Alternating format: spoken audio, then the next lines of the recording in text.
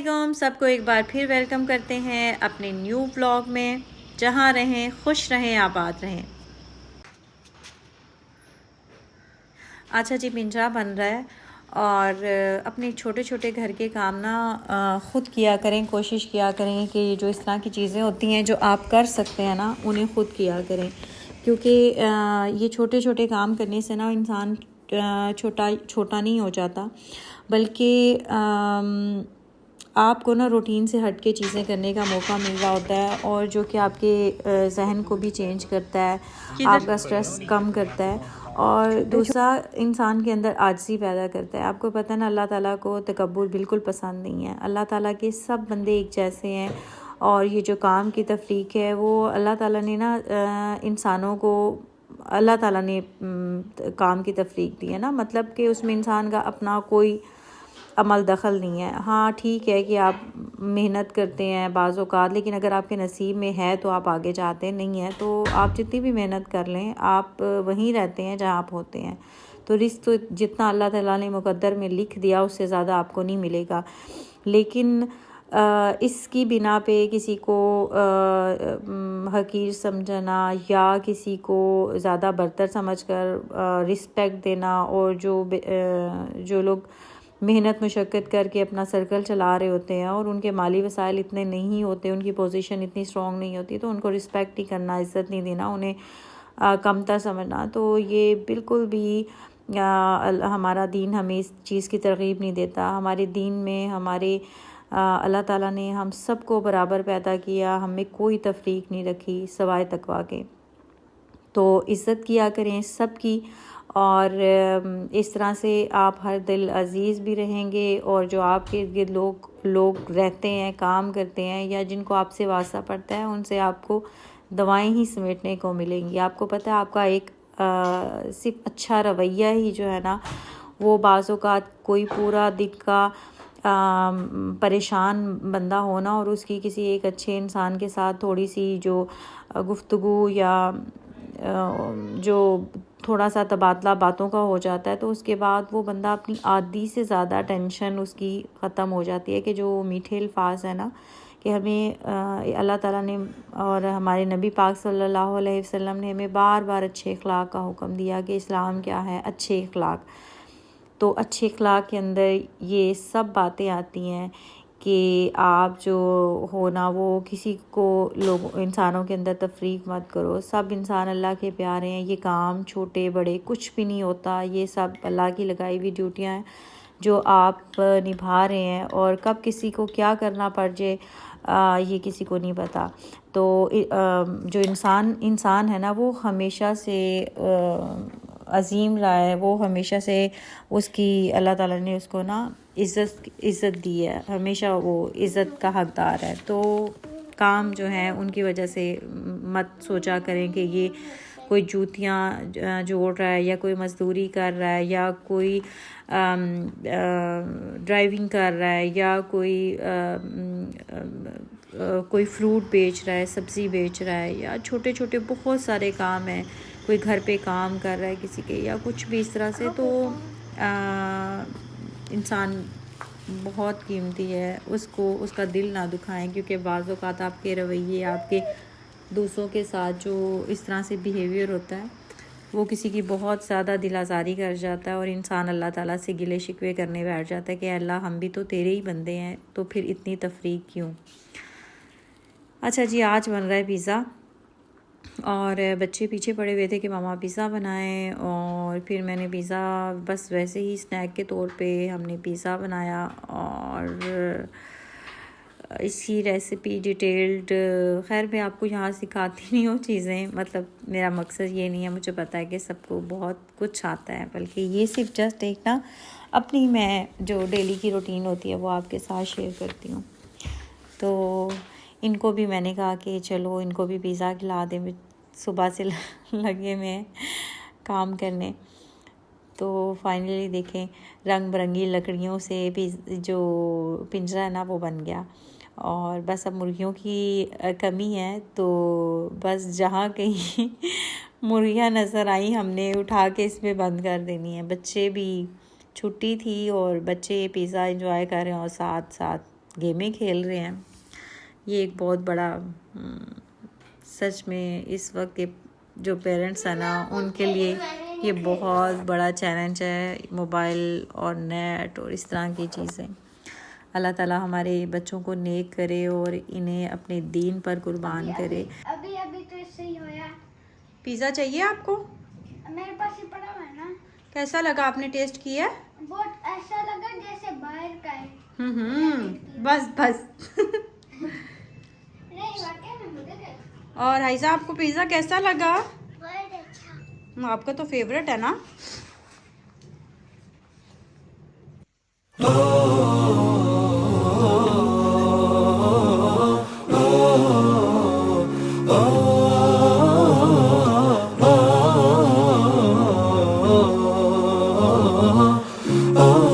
अच्छा जी, आज ये खीरे और जो सब्ज़ी में करेले लगे हुए हैं, इनको हम उतार लेंगे और आज हम बनाते हैं करेले का सालन। और ये खीरा भी तोड़ते हैं और देखते हैं कि ये देसी खीरे हैं और देखते हैं कि घर का खीरा कैसा है। काफ़ी ये गोके बड़ा हो गया था और पर मैंने कहा कि शायद 1-2 लग जाएं तो फिर मैं 2-3 उतार लूँगी, लेकिन ये एक ही था तो फिर मुझे इसको उतारना पड़ा। और करेले जो हैं वो छोटे छोटे से हैं। और अच्छा जी, यहाँ मैंने करेलों को वॉश कर लिया था और वॉश करने के बाद मैंने इन्हें काट लिया और नमक लगा के रख दिया। मैंने इनको धोया नहीं बाद में। और ऑयल के अंदर ये मैंने सौंफ और अजवाइन, दड़ा मिर्च और ज़ीरा डाल के थोड़ा सा इसको फ्राई किया। उसमें प्याज डाला और प्याज को फिर मैंने फ्राई किया। और जब तक प्याज फ्राई हो रहा था तो मुझे बाहर से बड़ी अच्छी हवा और मौसम की वो आ रहा था, बारिश की फीलिंग्स आ रही थी कि बाहर बहुत मज़े का मौसम हुआ। और जब मैंने जाकर देखा तो वाकई इतना अच्छा मौसम हुआ था कि फिर मुझे अंदर आने को ना दिल ही नहीं किया और मैं भूल गई कि मैंने चूल्हे पे खाना रखा हुआ है बनने के लिए। खैर कभी कभी ना कभी कभी क्या कि जब मौसम बारिश वाला हो और हवा चल रही हो, अंधेरा अंधेरा सा हो और बादल हो जाए ना, तो बहुत अच्छा लगता है और बिल्कुल आपकी रूह जो उनसे है ना वो भी ताज़ा हो जाती है। तो ये देखें, ऐसा मज़े का मौसम हुआ था। अच्छा, अब इस बार बारिश भी कुछ ज़्यादा ही हो रही है और मौसम, क्योंकि बरसात भी चल रही थी तो उससे ना बार बार मौसम अच्छा हो जाता है। ये देखें, प्याज से ही फ्राई हो गया था इसके अंदर। फिर उसके बाद ना प्याज फ्राई करने के बाद मैंने इसके अंदर ऐड किए टमाटर।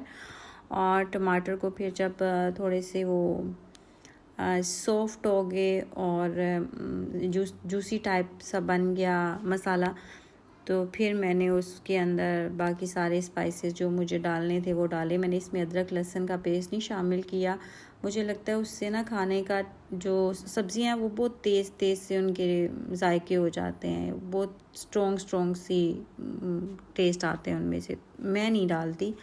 और इसमें वैसे ही करेले गरम है, ऊपर से अदरक लहसुन उनकी भी तासीर गरम होती है, तो फिर ज़रूरत नहीं होती डालने की। कलौंजी मैंने वैसे इसमें डाल ली थी, तो मतलब कि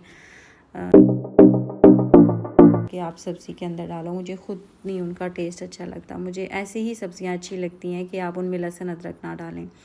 मैंने इनको सॉफ्ट होने रख दिया और उसके साथ जो थोड़े से करेले थे उनको मैंने फ्राई कर लिया था फ्राई पैन में।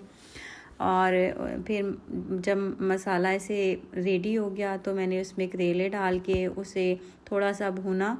और भूनने के बाद मैंने उनको हल्का सा दम दे दिया ताकि टेस्ट जो उनसा है ना सबका एक दूसरे के साथ अच्छी तरह रच बस जाए।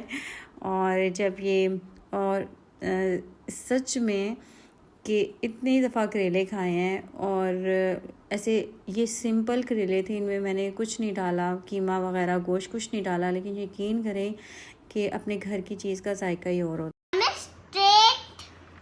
स्ट्रेट लाइन बनानी है, ठीक है? ओके। फिर हमने क्या करना है उसके बाद?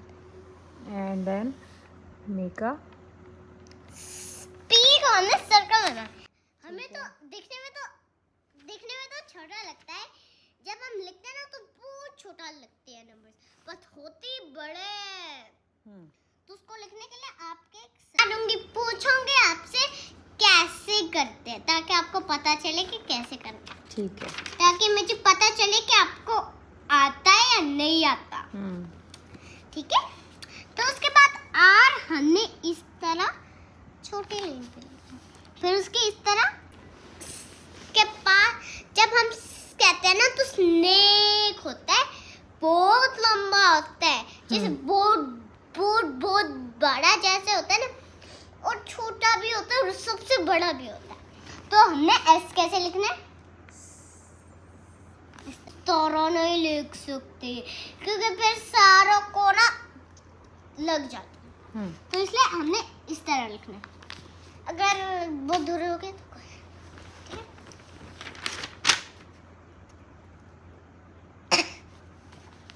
एस के बाद बेटा क्या आएगा, इसके बाद टी। टी। अब टी को हमने इस तरह लाइन बनानी है। तो टी के बाद क्या आता है, यू।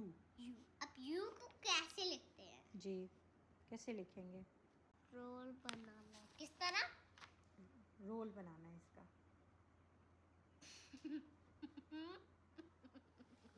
ठीक है। अब उसके बाद हम क्या लिखते हैं, डब्ल्यू।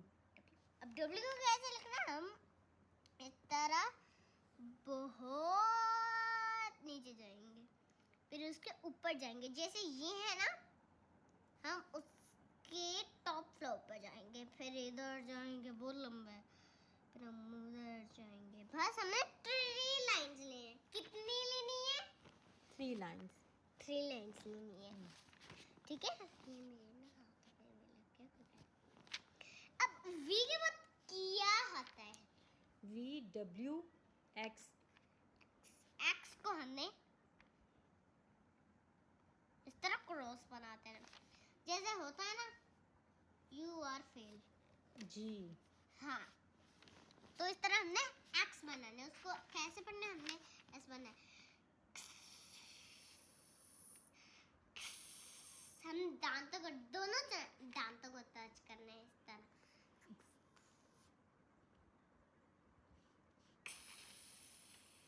ठीक है। अब इसके बाद क्या आता है, अब वाई को जब हम लिखेंगे वो बहुत टेढ़ा मेढ़ा लगेगा, पर होता है सीधा, और जब होता है ना वो इस तरह लाइन बना के सो रहा होता है। एक उसकी ना बहन होती है जो इस तरह सीधी सो रही होती है, और जो उसका भाई होता है ना वो इस तरह सो रहा होता है, तो बन जाता है एक्स। जैसे एक्सेलेरेटर होता है ना, जो हमें इस तरह चेकिंग वाला करवाता है, जो हमारी हड्डियों दिखाता है, वो बस हमने नीचे जाना है, फिर उसके तरह गोल बनाओ, कितना स्माइल लगेगी। ठीक है। अब मैं आपको एक ना कार्टून में बना कर दूंगी। ठीक है। चले वाई के बाद क्या आएगा, वाई के बाद आएगा, हमने इस तरह बनाना है। अब आपको ABC खुद लिखनी है। Bye bye. अच्छा जी, हम जा रहे थे वॉक पे और आज हमने तकरीबन 3 किलोमीटर तक वॉक की और हम बहुत थक गए थे। अपना ख्याल रखा करें, वॉक किया करें, एक्सरसाइज किया करें, और अगर ये दोनों चीज़ें आपको मुश्किल लगती हैं तो योगा किया करें, और अगर वो भी नहीं कर सकते तो प्लीज़ अपने खुराक का ख्याल रखा करें, बैलेंस खुराक लिया करें, वो चीज़ें मत खाया करें जो आपके लिए नुकसानदेह हैं, क्योंकि बाज़ चीज़ें ऐसी होती हैं जो होती तो हेल्दी हैं लेकिन वो आपके लिए अच्छी नहीं होती, तो ऐसे अवॉइड किया करें उन चीज़ों से। और इसके साथ ही आज का व्लॉग ख़त्म करते हैं। अल्लाह ताला हम सब के लिए आसानियाँ पैदा करे और हम सब को आसानियाँ तकसीम करने की तौफीक दे। अल्लाह हाफिज़।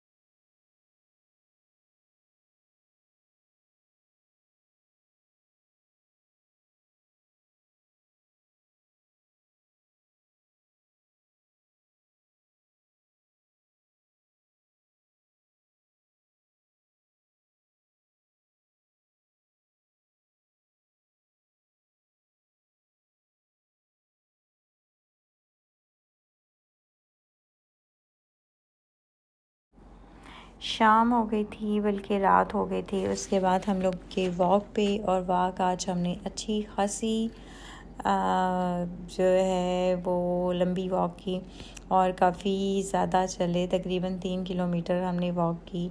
और बहुत कहीं पे जो है वो इस तरह की जगह भी आ रही थी कि आपको बहुत वो लगानी पड़ रही थी, एफ़र्ट लगानी पड़ रही थी चलने के लिए। सांस फूल रहा था और बिल्कुल हिम्मत नहीं हो रही थी कि आप चलें, कि कहीं पे इंक्लाइन वाली पोजीशन थी और कहीं पे ज़रा डाउन पोजीशन थी। लेकिन खैर अभी जो है वो तकरीबन 1 घंटे की वॉक बन जाती है, तो अच्छा भी लगता है। और सबसे बढ़कर बात कि आप पूरा दिन घर पे रहने के बाद, और एक या रूटीन लाइफ, अगर आप घर से बाहर भी हैं तो एक रूटीन लाइफ गुजारने के बाद आपको के लिए बहुत ज़रूरी होता है कि आप 1 घंटा, आधा घंटा या कम से कम 20 मिनट अपने लिए निकालें, वॉक करें। एक थोड़ा सा एक ऐसा टाइम जो आप ख़ुद के लिए, आपको पता हो कि मैं अपने लिए ये वक्त निकाल रहा हूँ और मैंने अपनी सेहत का ख्याल रखना है, या मुझे इस टाइम पे अच्छा लगता है, तो ज़रूर किया करें। क्योंकि सेहत जो है वो अल्लाह ताला की सबसे कीमती नेमत है। इसकी कदर करें। इसकी कदर उस वक्त आती है जब ये नहीं होती। तो सेहत जो है वो सबसे बड़ी अल्लाह की नेमत है। इसके साथ ही जी जहाँ रहें, खुश रहें, आबाद रहें। अल्लाह ताला आप सबके लिए आसानियाँ पैदा करे और आसानियाँ पैदा करने की तौफीक दे। बहुत शुक्रिया। अल्लाह हाफ़िज़।